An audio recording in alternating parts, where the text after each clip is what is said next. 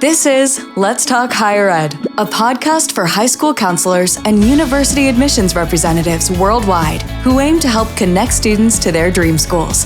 In each episode, we hold candid conversations with our community of students, their counselors, and universities to discuss everything from dealing with anxious parents to ensuring a seamless transition to university life. Let's get started. Welcome to Let's Talk Higher Ed podcast. I'm your host, Tim Munnerlyn, Senior Director of Education Partnerships at Cialfo.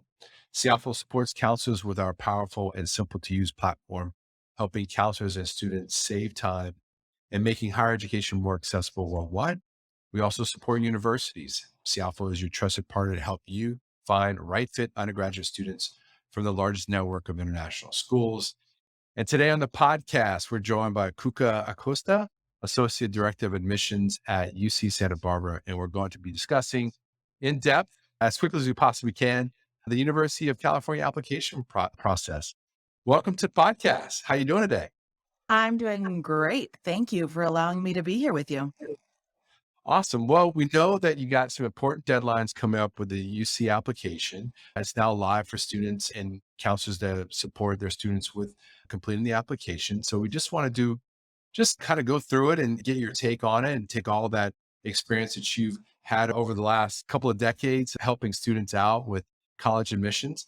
What's unique about the UC application? The University of California application is a single application for a system. So the 9 undergraduate campuses share this one application hosted by the University of California, as opposed to being hosted specifically at Santa Barbara or specifically at Irvine or Davis. And the fun thing about it is that students are entering their information into this application, both academic and personal, and they push submit just once, but they can apply to all 9 of us. That's awesome. Now, I know it's a self-reporting application. What does that mean? Self-reporting is that we will ask students to talk about their academics with regards to their transcript, but I don't actually want the transcript. Instead, they're entering their classes and their marks within the application.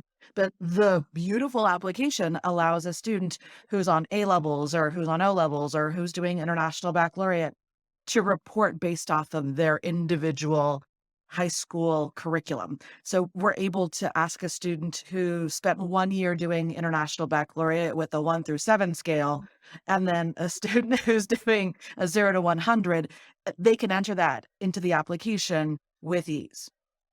Okay. Now, at some point, this is going to be verified and made sure that it's accurate. So students should be taking a look and putting in the correct information. What does that come about? Timeline. The application itself is submitted by November 30th, 11:59 p.m. Pacific time on November 30th. And then the University of California campuses that receive the application will make decisions by March. And our goal is that a student says yes or no as a freshman applicant by May 1st. And then they graduate from high school. And once that final senior year grade is posted, we want the documents. So we want those transcripts to come in hopefully by July 1st, but given different curriculums, we make exceptions depending on when that finalization can happen. So over the summer. Okay. So if I get accepted, you're going to ask for me to have my counselor send in my official transcript and get verified and make sure everything is correct on it. You don't accept letters of recommendation. Correct. Please stop sending them. Really? Are you serious? I have this great letter I want to send for a student, and you're not going to even read all of the hard work I put into it. He really wants to go to UCSB. I know. And Tim, you know the answer to every college rep is going to give you, which is it depends. So the general application to the University of California is going to say no attachments. There is no place to add a letter of recommendation. There is no place to add a portfolio. There is no place for you to, upload a resume. Instead, there are questions where that information comes about. And on occasion, a student will apply to a major on a UC campus where there is a supplement. That will be clearly articulated to a student when they select that major. So unless we ask for it, we do not want a letter of recommendation. It will never be attached to a student's record if it gets sent in the mail, if it gets sent via email, if it gets sent via courier pigeon. I mean, it just won't make it into the application. So save the time, save the space, send it to campuses that do want it. All right. Test optional, test free. The University of California University system has made some big decisions. What's the latest? Well, as of last year, the University of California made a big announcement that moving forward, we will be test free, which means the University of California will not use SAT or ACT in the selection process for freshman applicants for admission, and we won't use it for scholarship allocation either. Okay. Any reason why an SAT or an ACT would be submitted for a major or anything like that? Is there any exceptions to that rule? So the application itself no longer has the test scored tab option, that sub tab that says submit your SAT or ACT scores. So we're hoping that sort of gives the light bulb to students and counselors that no, it really can't be used. But once a student pushes submit on their application, they log back in, they will see an update scores option. So a Great. student, for example, who needs English language proficiency had the Right. ability to add their SAT writing or their SAT English in the application under that English language proficiency. So why would we ever need an SAT score? Very rarely a student needs it academically to complete what we call our A through G requirements in the state of California, the math, the history, the English, those requirements. And an SAT score, ACT score can still verify or validate that. So that's the only reason it would be used. Now, will the admissions office see it? No. It's the score gets entered. In the Okay. background, the calculation says, oh, this SAT score meets that academic criteria. Oh, The check okay. mark happens, and that's what's visible to the admissions office, the check mark that it's been completed, not the scores. So again, we cannot and will not look Wow. at exams. That's a great insights. Thank you for that. At some point, do I need to send if I have to submit a score to verify my English proficiency, do I need to send an official score at some point, or can this be done kind of like the transcript once I'm accepted, then I send it in then? So SAT and ACT are all well and good for verification of English language proficiency, but most students actually take the exams from IELTS or a TOEFL or Right. Duolingo, and Right. those tend to be scores that students sort of think about for English language proficiency. If a student is using any exam for proficiency, for validation, yes, those will be requested in the summer over the month of July. Got it. Okay. Well, thank you very much for that. There's some personal insight questions that the University of California system asks for. Tell us a little bit about that. My favorite thing. Ah, okay. So the personal insight questions, the 8 questions are part of the UC application mandatory tab that needs to be completed. And a freshman applicant is asked to submit 4 answers. Now, out there, every student is stressed about which one do I answer? Take a deep breath in, students, and then let it out because they all have equal value. And realistically, the questions are diverse so that students could gravitate towards 4 that they say, I have something to say here. So if a student is really trying to answer the question on leadership experience and they're having a hard time, that's because it's not their question. Move Okay. on, students. But Great. it's a question. So that means I just need an answer. I'm not looking and I'm not grading the style or structure. I'm not an English teacher. I'm not there to go, oh, this was so beautifully written and the thesis really correlated to the, oh, I'm not looking for creative writing. I'm not looking to be in the moment with the student. So a personal insight question should do 3 things. Ready? Yep. It should add the ability for the admissions officer who's a stranger to see the details behind students' accomplishments. So saying I'm one of 5 students that competed in the math Olympiad at my high Right. school, you're like, oh, awesome. Well, guess what? There were 300 students who applied, but I was one of 5 selected to represent us. Those details now give Yes. me That what? They now give me context. So that's the Yeah. second thing I want. I love context. The stranger in the admissions office may never have actually stepped foot in your country, may never have stepped foot in your high school. So it's hard to get that idea of what's accessible and available. So context, detail, and I love clarity. I love it. So, hey, I already told you in the application that I'm on the A levels, but my grades dropped. Let me explain what happened there because it was something personal. Or, hey, I told you that I was in the math Olympiad, but what I didn't tell you is that I self studied. I never did anything with the group because I was on the pandemic and lockdown. So, clarity, that's so critical to the stranger reading an application. That's awesome. Thank you for those three wonderful ways of diving into your personal insight questions and bringing some structure and, as you said, some clarity to it. We should mention that the University of California admissions website also has some great resources there. So do check it out. The overall structure of the website is very handy. It answers a lot of questions, and they actually have a nice little worksheet for you to take a look at and help out with the personal insight questions. You probably helped them design that. I'm pretty sure of that with that. Let's dive into this. How does UCSB review applications? Whew. In 30 seconds or less, here we go. So the freshman admissions process at UC Santa Barbara is holistic, like many of our UC siblings. And what that means is that we're going to look at all 7 tabs of the self-reported application and view the information that by law I'm allowed to look at.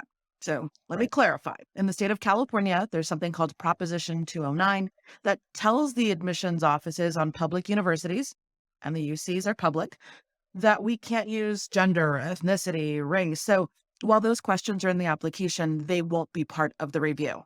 So Okay. on our campus, for example, we redact a student's name so that there's no bias in place. Right. That's So great. this idea like, oh, my students are being, disadvantaged because they're from this or that place. I don't know. I don't know who they are in that sense. But what I want to know about who they are is their academics. So I look at the curriculum that the student told me that they're taking. I look at their grades and the classes, and I try to get an idea of who they are as a student in the classroom. And then I look at what they've done outside of the classroom in their activities and awards. And I try to get an idea of who they are as a human being. And when I have questions, then I go to the personal insight questions for that clarity, depth, and context.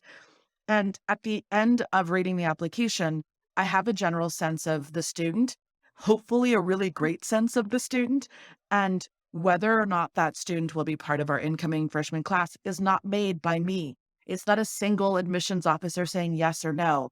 It's me getting sort of a score out there of good, great, typical, amazing, outstanding. I want to be them when I grow up. And that's the holistic review process. We do this twice. So 2 different staff members, both our full-time staff and our hired staff, will come in and read every single applicant twice. And if we don't agree, then a third person reads the application. So that's the holistic process in a nutshell. That you did a great job of explaining that. I feel better now that my hands are at an application at UCSB for sure. Knowing that all the different elements of the application, is there an area of the application that students, through your experience, maybe don't take advantage of enough? Yes. There are a few places, but I'll say the one that comes to mind the most, especially for international students, is the additional information, which is the open text field in the academic history tab. So Okay. for many students, they're thinking, oh, well, my campus profile, my counselor told me that they would know my system, they would know my curriculum. And yes, we do to an extent. But the hard thing is you might be on an international baccalaureate curriculum, but I don't know why you chose the commerce route, right? I don't know why those courses, why that, or I also don't know that you wanted to switch, but you couldn't because you were already locked into your curriculum, right? Any detail that sort of sets things apart. If you're at a boarding school, if you're choosing to be in a magnet or an academy at your school, you chose an American curriculum while you were in Singapore, right? Right. Why? So the word context is not just for the personal insight questions. Right. It should also be in the academics. And part of that can go into the additional information tab for the stranger reading the application. Right. And I know sometimes counselors will help students frame that. Sometimes counselors can say, hey, listen, this is what's unique or context of our school and help students with that. So students don't always have to carry the whole weight of that, but that's a great piece of Correct. advice. I read up on majors and how some are more competitive and that are impacted majors. And I'm throwing this question at you, Kuka. Impacted majors, what do I need to know about? Sure.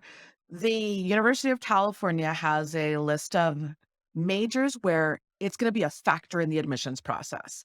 So hopefully all of our counselors out there have downloaded the UC Quick Reference Guide. It's a PDF. On page 26 of that PDF, it will list every UC campus where a major is a factor in the admissions process. So Santa Barbara, we have on that list engineering, all 5 of our engineering programs, including computer science. And then a student will, when they click on the UC application and they say, I'm a mechanical engineer, they get a gray box that appears that says, hey, your major is going to be selective. That's another word for impacted. And I want you to choose an alternate major just in case. So at Santa Barbara, our engineering program, impacted selective. What that means is we admit into the major. And so a student needs to start their freshman year in that curriculum in order to keep it a 4-year degree. But we have a space allocation.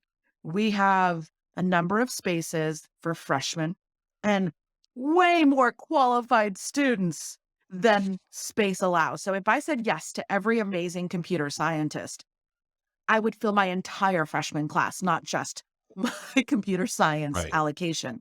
So that now becomes an impacted major. And it means that I'm going to look a little closer at everything in the application to figure out who is going to be the right fit for our campus. Awesome. Well, thank you. I've heard that explanation. That's probably the best explanation I've ever heard of it. So thank you so much for doing that. We've covered a lot of ground here. As we wrap things up, what's a piece of advice or several pieces of things you'd like to tell students as you maybe finish up your presentation on campuses or when students come through that might help them fill out the application or move ahead a little bit easier in the application process? Don't do it alone. Counselors and the students should never do it alone. And I know that there are 1,001 well-intentioned friends or neighbors or cousins who got into the UC, 5, 6, 7, or even last year, right? There's a lot of people who are well-intentioned, but they're not in the admissions office. And things change every year. So ask the source. We are all excited to work directly with students. We're all excited to work directly with counselors. Our goal in the admissions office, it's not to sit there and go, oh, I wish the student had done this better. It's to talk to the student while they're in the process to help them get it right the first time. So I will speak on Santa Barbara's behalf, and that is our amazing YouTube channel is there. And so UCSB for me includes a 7-step UC application playlist. So section by section, we break it down in 5 minutes or less. So if I'm not sure, what does it mean to fill out the activities and awards section? What do they want from me? Go watch our 5-minute video. And we also have a UC help playlist that helps with just random things that get asked. And counselors can always request videos based off of their needs. We update them all the time. So again, use the resources of the admissions offices on the UC campuses. Use the UC Santa Barbara team. We want to do this together. Awesome. Well, that is wonderful. We'll make sure that we link all those resources that you mentioned today in our show notes. Cuca, this has been a lot of fun. Thank you so much for helping us get a little bit better prepared. And the deadline for all UC applications is when? 11:59 p.m. Pacific time on November 30th. And no way you accept something if I'm really, really nice on December 1st. You know what? You know my answer. It depends. And here's the only reason I say that. When we're looking at international students who are in areas of conflict, right? We do this every year. We want to make sure that students who are impacted in some way will connect with us via email should they need it. But if you're not in one of those places, no, your deadline is strict. It is November 30th, 11:59 p.m. Pacific time. Cuca, thank you so much. Please have a great rest of your day. Thank you. You too. Thanks for checking out this episode of Let's Talk Higher Ed.